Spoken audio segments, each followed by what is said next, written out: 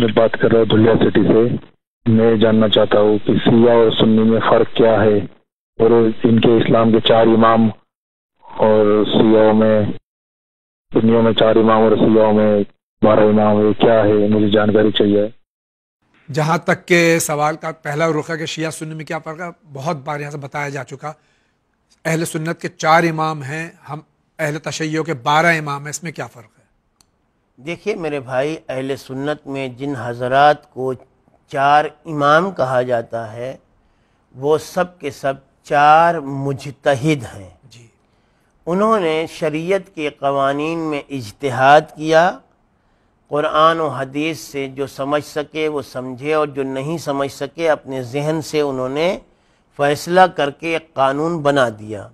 اور اپنے طور پر یہ بھی فیصلہ کر دیا کہ ان 4 میں سے جس پر بھی عمل کیا جائے وہ صحیح ہے. یہ اہل سنت حضرات کا نظریہ ہے، یہ ان کا عقیدہ ہے. یہ بھی آپ کو بتاتا چلوں کہ ان 4 میں سے 4 مجتہدین جنہیں اہل سنت امام کہتے ہیں، ان میں سے جو سب سے قریبی ترین تھے وہ بھی حضور پاک صلی اللہ علیہ وآلہ وسلم کی وفات کے بعد، پردہ کر لینے کے بعد تقریباً 100 سال کے بعد پیدا ہوئے ہیں. بیچ میں 100 سال، تقریباً 100 سال کا بیچ میں فاصلہ ہے، گیپ ہے. اتنے دنوں کے بعد تو وہ پیدا ہوئے، پڑھائی لکھائی کی، اس کے بعد بڑے ہوئے، مجتہد بنے، امام کہلائے. یہ امام ہیں جنہیں اہل سنت حضرات کی ہاں اصطلاح میں، عوام میں انہیں عوام امام کہا جاتا ہے. جن 12 کو شیعہ امام کہتے ہیں، یہ وہ امام ہیں جنہیں اللہ کے آخری نبی نے اپنی حیات طیبہ، اپنی زندگی میں اپنے بعد کے لیے قیامت تک کا جانشین قرار دیا ہے، اپنا خلیفہ، اپنا وزیر، اپنا وصی اور امت کا امام بنا کے نبی گئے ہیں. نام تک بتایا، لقب تک بتایا.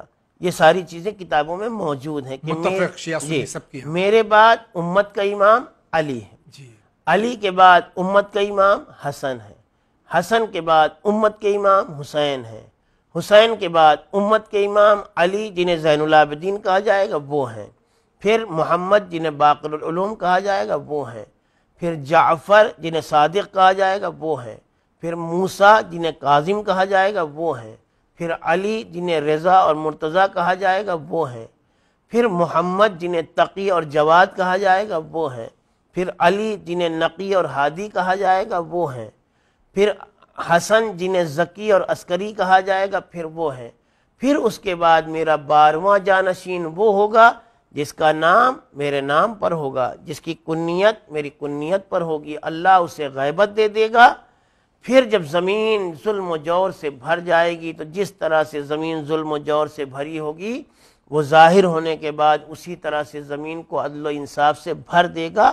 یہ اللہ کے نبی نے فرمایا ہے. شیعہ حضرات ان 12 اماموں کو مانتے ہیں، امام مانتے ہیں، مجتہد نہیں، امام مانتے ہیں جنہیں اللہ کے نبی بتا کر قیامت تک کے لیے گئے تھے. اس کے علاوہ ہمارے یہاں بھی مجتہدین ہیں، لیکن ہم انہیں امام اصطلاحاً کہہ سکتے ہیں کہ امام کے معنی قائد کے ہیں، رہبر کے ہیں، حاکم کے ہیں. اس اعتبار سے ہم امام کہہ سکتے ہیں.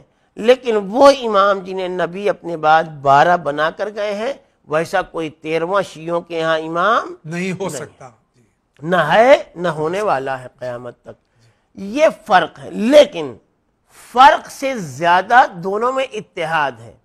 اللہ شیعہ اور سنی کا ایک ہے، 1,24,000 نبی شیعہ اور سنی کے ایک ہیں، 313 رسول شیعہ اور سنی کے ایک ہیں، آخری نبی شیعہ اور سنی کے ایک ہیں. شریعت، قرآن، صحیفے، آسمانی کتابیں، نماز، روزہ، حج، زکوٰۃ، جہاد، شریعت، پھر اس کے بعد قیامت میں انسان کا اٹھایا جانا، صراط، میزان، جنت، جہنم، یہ سب چیزیں شیعہ اور سنی دونوں میں، کعبہ، قبلہ، یہ سب شیعہ اور سنی میں متفق ہیں، متحد ہیں، ایک ہیں.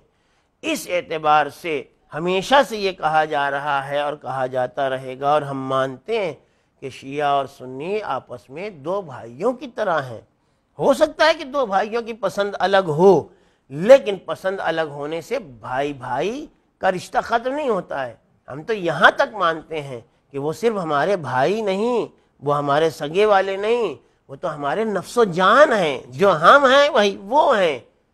اس لیے کہ دشمن اگر ہمارے خلاف برائی چاہے گا تو وہ داہنا ہاتھ اگر ہمارا زخمی کرے گا تو بائیں ہاتھ کو تکلیف ہونا چاہیے، بایاں ہاتھ زخمی ہو تو داہنے ہاتھ کو تکلیف ہونا چاہیے، اور کچھ بھی ہو وہ ہمارا جسم ہوگا جسے اذیت پہنچے گی۔ اس لیے کوئی فرق نہیں ہے، فرق سے زیادہ اتحاد کے اوپر ہمیں توجہ دینا چاہیے۔ بہت بہت شکریہ۔